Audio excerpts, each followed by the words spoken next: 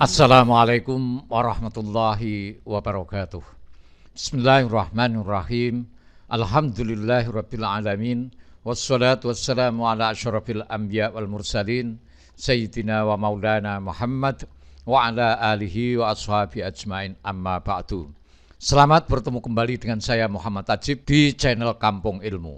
Channelnya orang-orang yang tetap istiqomah mencari ilmu. Pada kesempatan ini saya akan melanjutkan pelajaran Tarbiyatul Aulad fil Islam, pendidikan anak dalam Islam yang ke-13. Uqubatul walad wa hajruhu limaslahatin tarbawiyatin, memberi hukuman pada anak dan mendiamkannya untuk kemaslahatan pendidikan. Bab ini sebetulnya masih termasuk pasal yang kedua. Jadi pasal yang kedua dari kitab Tarbiyatul Aulad fil Islam ini memuat A. Al-abawani mafturoni ala mahabbatil walad, ba ar-rahmah bil aulad minhatun minallahi lil ibad, karahiyatul banat jahiliyatun baghidah, da fadilatu man yatajallat limautil walad, ha taghlibu maslahatil Islam ala hubbil walad, wa uqubatul walad wa hajru limaslahatin tarbawiyatin.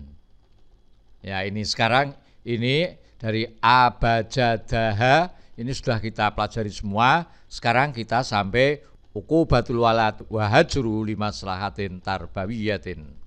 Uqubatul walad wa hajru limaslahatin tarbawiyatin, menghukum anak dan mengasingkannya demi kepentingan pendidikan. Mengasingkan itu ya njutake atau mendiamkan, menghukum anak dan mengasingkannya, mendiamkannya, membiarkannya demi kepentingan pendidikan. Madamal waladu shaghiran yaisu fi kanfi abawaihi wa madama fi sinnit ta'lim wa tarbiyah fayajduru bil abawaini wal murabbin alla yajruku wasilatan min wasailil islah illa salakuha wala tariqatan fi taqwimi wijajihi wa tahdhibi wujdanihi wa akhlaqi illa nahajuha hatta yansha'al walad alal khuluqil islam al kamil wal adabil ijtima'ir rafi'. Selama anak masih kecil dan berada di dalam pengasuhan kedua orang tuanya, masih berada pada usia belajar, maka hendaknya kedua orang tuanya menggunakan semua cara untuk memperbaiki, meluruskan penyimpangannya, serta membenahi hati dan akhlaknya, agar sang anak dapat tumbuh bersama akhlak Islam yang sempurna dan etika sosial yang tinggi. Walil Islam tariqatu al-khassah bi islahil walad wa tarbiyatih. Wa in kana yanfa'u ma'al walad al-mulatafah bil wa'di fala yajuzu lil murabbi ayyal ja'ilal hajri. Wa in kana yanfa'ul hajru aw zajru fala yajuzu lahu ayyal ja'ilad darbi. Wa idza ajaza an jami'il wasail al-islahiyah mulatafatan wa wa'dhan fala ba'sa ba'da hadza ayyal ja'ilad darbi ghairal mubarrad.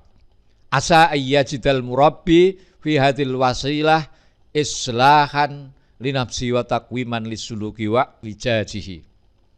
Islam memiliki metode khusus untuk mendidik dan memperbaiki anak. Jika cara lemah lembut dengan nasihat dapat diterima oleh sang anak, maka tidak diperkenankan bagi orang tuanya untuk mengasingkannya. Dan apabila cara pengasihannya atau membentak itu membuahkan hasil, maka tidak diperkenankan menggunakan cara memukul. Namun bila segala cara telah ditempuh dan ternyata tidak membuahkan hasil, maka tidak mengapa jika menggunakan cara memukul tubuh yang tidak membahayakan.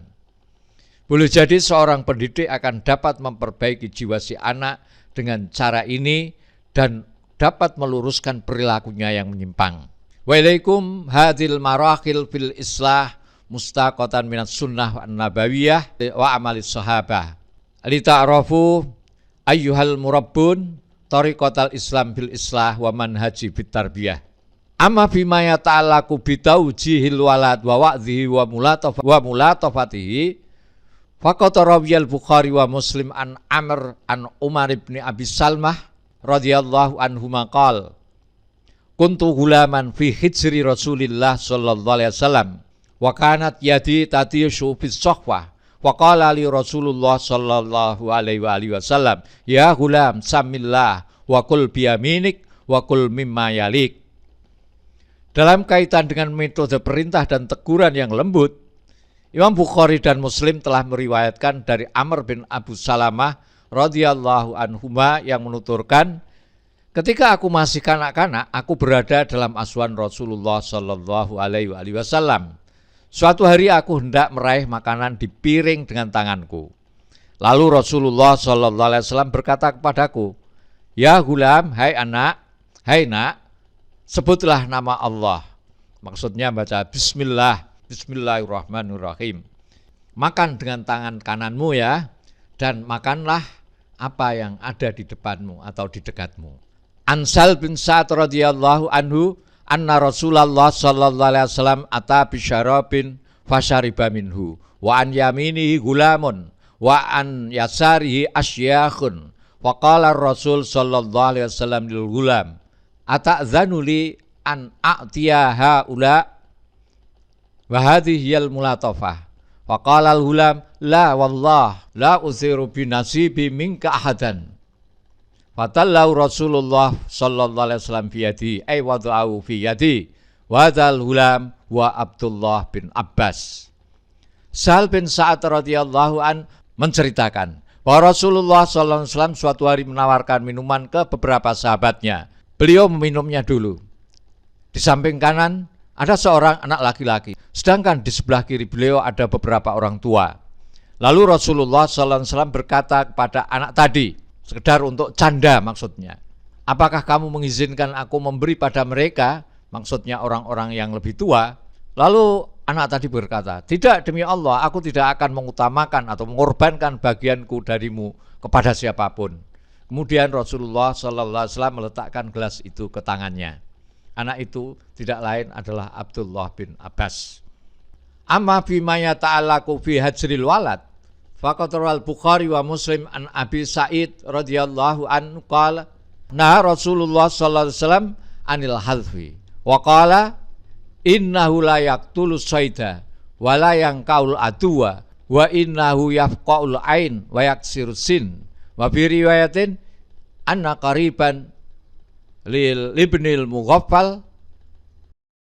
Sedang yang terkait dengan tindakan membaikot atau mendiamkan atau bahasa Jawa njutake untuk sementara waktu kepada anak, Imam Bukhari dan Muslim telah meriwayatkan dari Abu Sa'id Al-Khudri radhiyallahu an, di mana ia berkata Rasulullah sallallahu alaihi wasallam melarang hadf. Hadf itu melempar batu dengan telunjuk dan ibu jari. Beliau bersabda, cara itu tidak dapat membunuh buruan atau melukai musuh, namun dapat mencungkil mata dan mematahkan gigi. Dalam riwayat lain dikatakan bahwa salah seorang kerabat Ibnu Mughaffal yang belum balik sedang bermain lempar batu. Lalu ia melarangnya dan berkata, Rasulullah sallallahu alaihi wasallam melarang hadzaf dan berkata, cara itu tidak dapat membunuh buruan, namun anak itu kembali bermain. Ibnu Mughaffal lantas kembali dan berkata, kamu sudah kuberitahu bahwa Rasulullah melarangnya, namun kamu kembali seperti itu. Padahal sudah aku beritahu Rasulullah melarang bermain seperti itu. Sekarang aku tidak akan berbicara kepadamu selamanya. Amma bima yata'allaqu bidzarbil walad faqad rawa Abu Dawud wal Hakim an Amr bin Shu'aib an Abi an Jadi anna Rasulullah sallallahu alaihi wasallam qala muru auladakum bis shalah wa hum abna'u sab'i sinin wadribuhum 'alaiha wa hum abna'u asyar wa farriqu bainahum fil madhaji. Sedangkan yang terkait dengan memukul diriwayatkan oleh Abu Daud dan Al-Hakim dari Amr bin Shu'aib dari kakeknya bahwa Rasulullah bersabda, perintahkan anak-anakmu untuk sholat pada usia 7 tahun. Pukul mereka jika tidak melaksanakannya pada usia 10 tahun. Dan pisahkanlah tempat tidur mereka. Wa amma in balagha sinna syabab wa tadarraja nahwal kibar fa innat tariqata bil islah wa ta'dib takhtalif.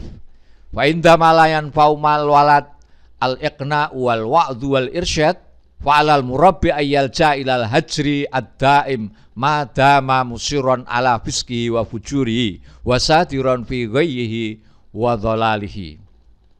Ini adalah fase-fase pendidikan adab atau etika saat anak berada pada usia kanak-kanak dan remaja, maksudnya puber. Sedangkan bila ia sudah menginjak masa remaja menuju dewasa, maka cara mendidik dan memperbaikinya berbeda. Ada cara-cara tentu mendidik pada saat anak dalam usia remaja menuju dewasa. Jika dia tidak mau dibimbing secara sukarela dan tidak mempan dinasihati, maka para pendidik harus menggunakan jalan boikot atau didiamkan secara permanen, terus didiamkan bila ia tetap melakukan kenakalan, kemaksiatan, dan kesesatannya. Ilaikumun nusus allati tasbuthu dzalika. Rawat Tabrani an Ibnu Abbas radhiyallahu anhu anna Rasulullah sallallahu alaihi wasallam qala ausaku ural iman al-mu'alatu fillah wal mu'adatu fillah wal hubbu fillah wal bughdhu fillah.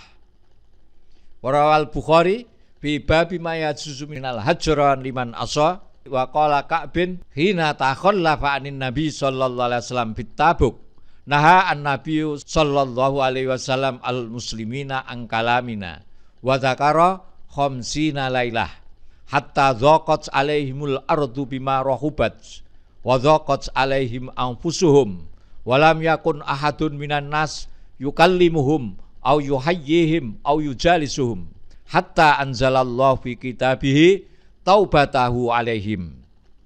Berikut ini beberapa nas yang menyatakan hal tersebut. Dari Ibnu Abbas radhiyallahu an bahwa Rasulullah sallallahu alaihi wasallam bersabda, pengikat iman yang paling kuat adalah setia karena Allah, memusuhi karena Allah, cinta karena Allah, dan benci karena Allah. Hadis riwayat Tabrani. Diriwayatkan oleh Bukhari dalam sahihnya pada bab boleh memboikot orang yang bermaksiat. Telah berkata Ka'ab bin Malik ketika ia tidak menyertai Rasulullah sallallahu alaihi wasallam pada perang Tabuk. Nabi sallallahu alaihi wasallam, ada beberapa orang yang tidak ikut perang Tabuk, kemudian diberi hukuman oleh Nabi, yaitu didiamkan. Nabi sallallahu alaihi wasallam melarang kaum muslimin berbicara dengan kami selama 50 malam. Maka terasa sempit bumi yang lapang dan terasa sempit jiwa mereka. Tak seorang pun mau berbicara dengan mereka atau memberi salam atau sekedar duduk bersama mereka. Hingga Allah menerima taubat mereka di dalam kitabnya.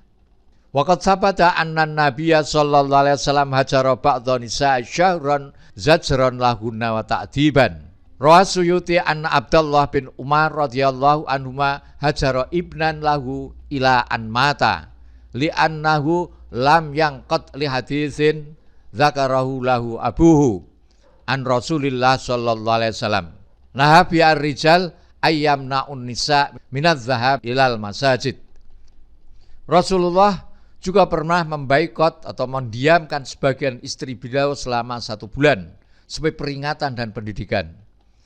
Diriwayatkan oleh As-Suyuti bahwa Abdullah bin Umar radhiyallahu anhu pernah memboikot atau mendiamkan salah seorang anaknya sampai meninggal karena si anak tidak mau menyampaikan hadis yang diriwayatkan oleh ayahnya dari Rasulullah sallallahu alaihi wasallam. Nabi sallallahu alaihi wasallam telah melarang para laki-laki, melarang kaum wanita untuk pergi ke masjid. Hadza idzan harafa wa fasaqa wa huwa alal imani wal islam. Wa amma idza alhada wa kafara wa kharaja 'anil millah al-islamiyah fattabarru minhu wal i'rad anhu wal hujran lahu min abasati muqtadhayatil iman wa min azhari taujihatil Qur'anil Karim. Wa ilaikumun nusus allati tasbutu dzalika qala ta'ala la tajidu qauman yu'minuna billahi wal yaumil akhir wa attuna man haddallaha rasulah walau kanu aba'ahum au abna'ahum au ikhwanahum au asyiratahum. Cara ini diperbolehkan bila ia melakukan kejahatan dan penyimpangan namun masih tetap berada dalam iman dan Islam. Jadi cara-cara memberikan hukuman sanksi dari mulai ringan sampai yang berat itu tadi yang dikemukakan itu diperbolehkan bila ia melakukan kejahatan penyimpangan namun masih tetap berada dalam iman dan Islam, masih agamanya Islam, tidak keluar dari Islam. Sedangkan jika ia ilhad menjadi ateis, kafir dan keluar dari agama Islam, maka mengingkarinya, berpaling darinya dan memboikotnya, mendiamkannya, memutuskan hubungan kepadanya adalah tuntutan iman yang paling sederhana. Maksudnya itu termasuk tuntutan yang paling ringan, yang kita disuruh melakukan seperti itu merupakan tuntutan agama yang paling ringan. Dan Al-Quran telah memberikan arahan dan bimbingan tentang hal ini secara jelas. Seperti ayat tadi saya baca, la tajidu qauman yu'minuna billahi wal yaumil akhir yuwadduna man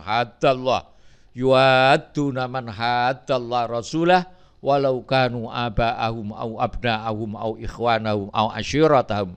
Kamu tidak akan mendapati kaum yang beriman pada Allah dan hari akhirat saling berkasih sayang dengan orang-orang yang menentang Allah dan Rasulnya, sekalipun orang-orang itu bapak-bapak atau anak-anak atau saudara-saudara atau saudara-saudara ataupun keluarga mereka. Wa qala Allah subhanahu ala lisani Nuh alaihissalam wa nada Nuhu rabbahu faqala Rabbi inna ibni min ahli wa inna wa'adakal haq wa anta ahkamul hakimin.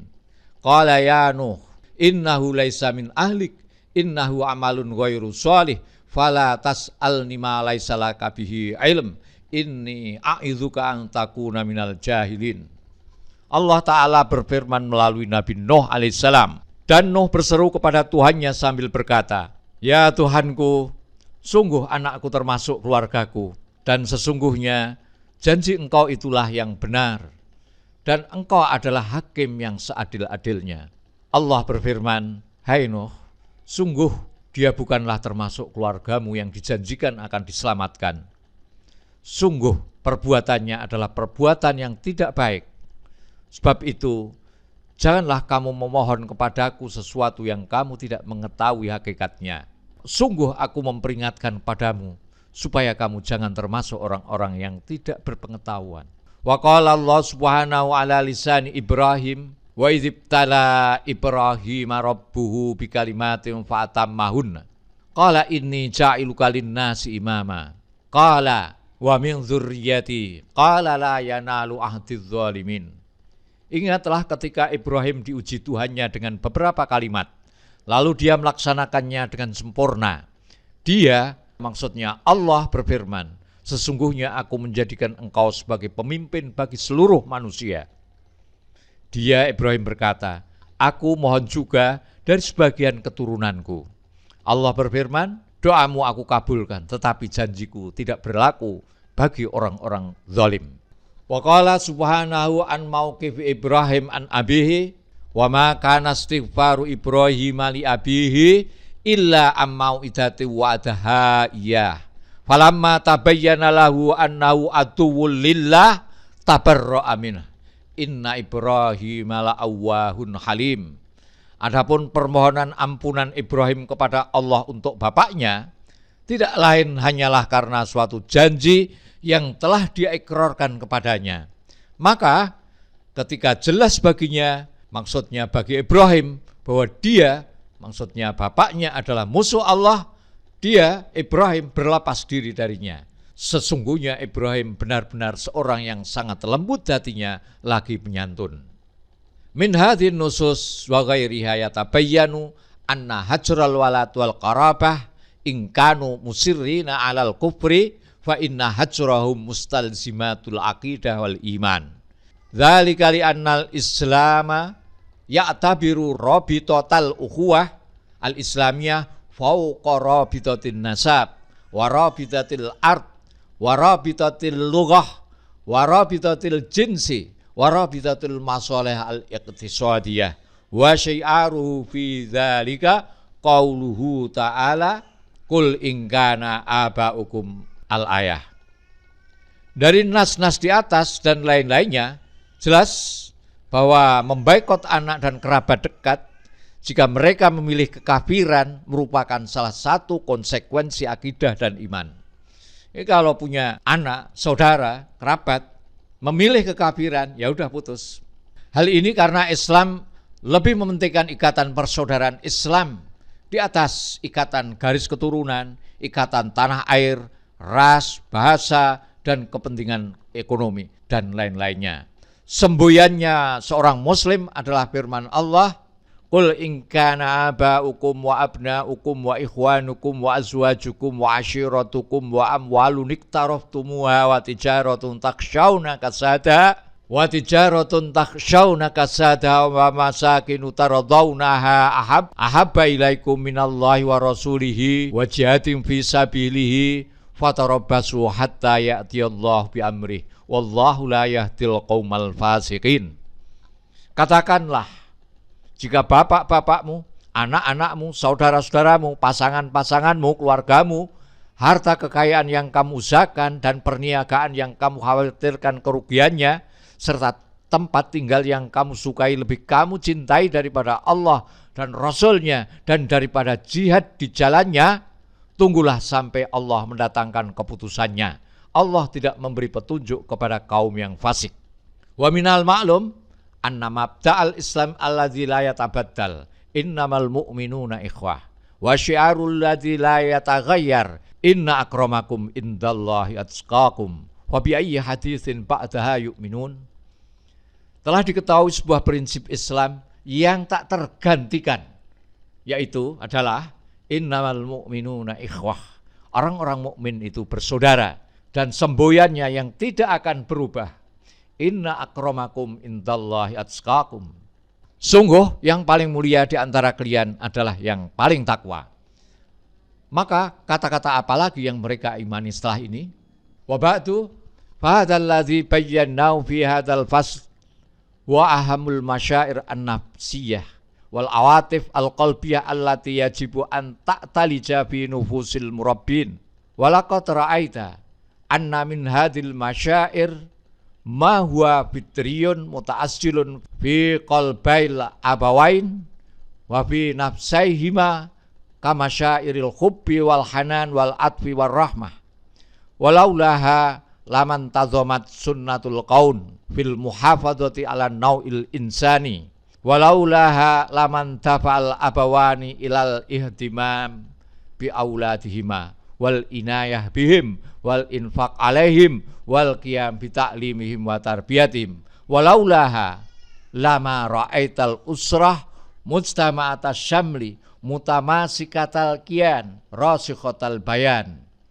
Selanjutnya yang kami jelaskan pada bagian ini adalah perasaan-perasaan psikologis terpenting dan perasaan hati yang wajib ditanamkan ke dalam jiwa setiap pendidik. Di antara perasaan tersebut ada yang secara fitrah telah tertanam di hati kedua orang tua dan di dalam jiwa keduanya, seperti rasa cinta, kelembutan, dan kasih sayang.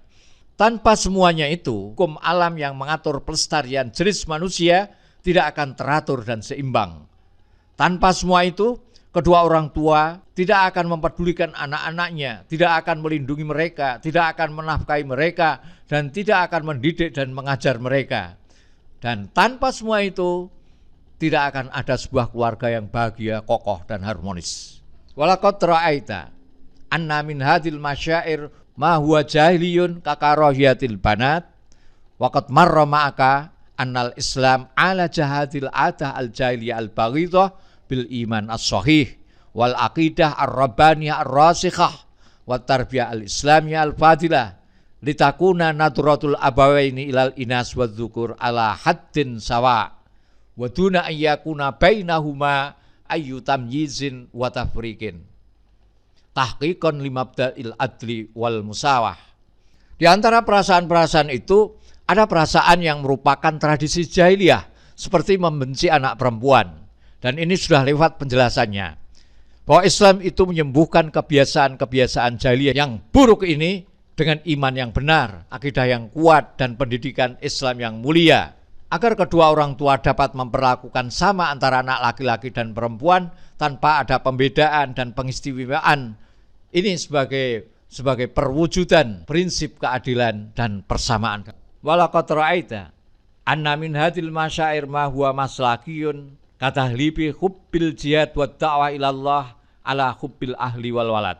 Walaqad marra ma'aka anna maslahatal Islam huwa fauqal masalih adzatiyah wal i'tibarat asyakhsiyah wala yumkinu li ummatil Islam an tasila ila ulya'in nasri wal majdi wal quwwati illa ba'da ayyakuna hubbullah wa rasuluhu wal jihadu fi sabilih fauqa hubbil ahli wal mali wal waladi wal ashirati wal maskan. Di antara perasaan-perasaan itu ada perasaan yang bersifat kemaslahatan atau kepentingan, seperti mementingkan cinta jihad dan dakwah kepada Allah daripada cinta kepada keluarga dan anak. Sudah lewat keterangan yang membahas bahwa maslahat Islam atau kepentingan Islam berada di atas kepentingan pribadi dan pertimbangan-pertimbangan pribadi. Tidak mungkin umat Islam dapat meraih kemenangan sejati, kemuliaan, dan kekuatan tanpa menempatkan cinta kepada Allah, Rasul-Nya, dan jihad di jalannya di atas cinta kepada keluarga, harta, anak, keluarga, dan tempat tinggal. Walaqad ra'aita anna min hadil masyair ma huwa ta'dibiyun tarbawiyun kamunasuhatil walad wa zajri wa ajri wa uqubati. Waqad marra ma'aka annal Islam tadarraja bit ta'dib minal wa'di ilal hajri ilal dorbi ghairil mubarrah. Fala yajuzu lil murabbi ayyal ja'ilal asyaddi idza kana yanfa'ul akhaffu. Wa hadza ghayatun ma yusamma ilaihil Islam fi ta'dibil aulad wa tarbiyatihim wa islahi nufusihim. Di antara perasaan-perasaan ini ada yang bersifat pendidikan adab atau etis, seperti menasihati anak, memperingatkannya, mendiamkannya, dan memberi hukuman padanya. Islam memiliki tahapan dalam mendisiplinkan anak, mulai dari nasihat, memberi peringatan atau bentakan, mendiamkan, baikot, hingga pukulan yang tidak membahayakan. Seorang pendidik tidak boleh menggunakan cara-cara yang berat jika cara-cara yang ringan masih bisa diterima. Inilah tujuan yang diusung oleh Islam di dalam mendidik anak dan memperbaiki jiwanya. Ala falya'lam al-murabbun wa du'atul islah manhajal Islam bitarbiyah wa tariqatau fil islah lianhaju fi tarbiyatil jail nahjan saliman wa yasiru fi tariqil islah al-istima'i sayran sawiyan wa fi dzalika nuqlatun lil jaili bi'atil fasad wal inhiraf ila hayatit tohri wal karamah wal akhlak ala bimithli dzalika falya'malil amilun. Untuk para pendidik dan juru dakwah, ketahuilah bahwa metode Islam itu untuk mendidik dan memperbaiki agar pendidikan bagi generasi muda dapat dilaksanakan dengan cara yang tepat dan dapat berjalan di atas metode perbaikan masyarakat dengan benar. Metode ini dapat menyelamatkan generasi muda dari lingkungan yang rusak dan menyimpang pada kehidupan yang bersih dan akhlak yang mulia. Untuk itu, maka berusahalah para aktivis dan para pendidik. Assalamualaikum warahmatullahi wabarakatuh. Muhammad Ajib.